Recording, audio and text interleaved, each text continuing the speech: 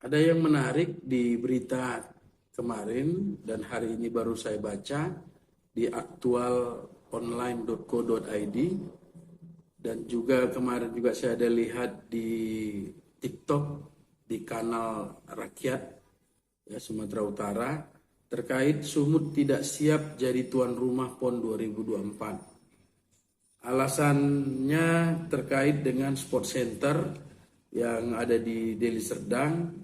Lahan sport center hingga saat ini tidak selesai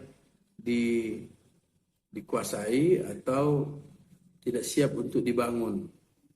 Nah, kalau kita flashback ke belakang, pada Maret kemarin pun, Maret 2023, ada warga masyarakat yang melaporkan ke Komisi Pemberantasan Korupsi.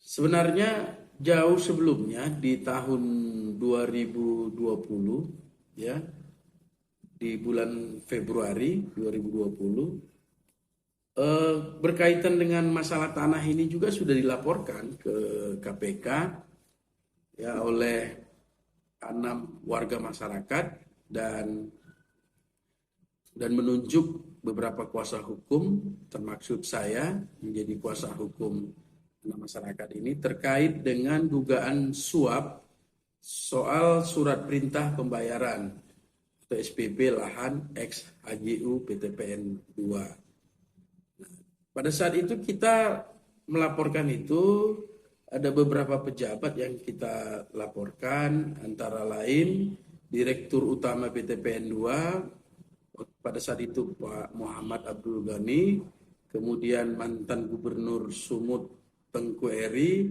mantan Kakanwil BPN Sumut Bambang Priyono, mantan Menteri BUMN Rini Sumarno, Menteri Agraria Tata Ruang atau Kepala BPN Sofyan Jalil, dan juga termasuk Menteri Keuangan Sri Mulyani dan Gubernur Sumut Edi Ramayadi.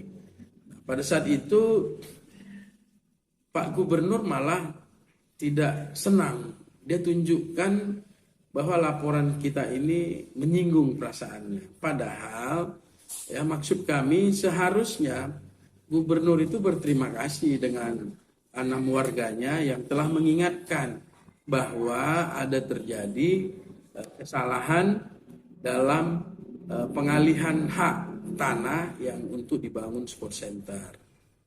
Nah, logikanya sport center ini dipakai oleh pemerintah. Ya, kemudian tanah yang dikuasai PTPN itu juga adalah tanah pemerintah. Nah, seyogianya penjualan atau pengalihan hak tanah pemerintah ke pemerintah itu tidak menggunakan tarif bisnis. Nah, tapi dalam faktanya APBD Provinsi Sumatera Utara itu harus membayar uang yang cukup besar. Ya, kalau pada tahun 2020 kita menghitung itu ya sekitar 90-an miliar. Tetapi 31 miliar, 31 miliar yang dirugikan APBD kita. Dan terakhir di bulan Maret, kalau nggak salah ini coba saya baca, di bulan Maret ketika dilaporkan itu sudah berjumlah kerugian negara itu sudah 152 miliar 981 juta 972.472 rupiah uang negara untuk membeli lahan sport center.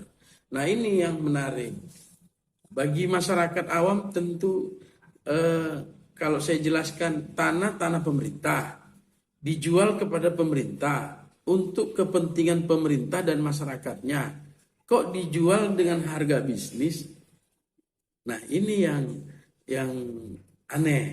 Nah, disitulah muncul dugaan ada permainan dan dugaan tindak pidana korupsi. Ya, semoga keterangan saya ini bisa bermanfaat dan membuka cakrawala kita bersama. Terima kasih.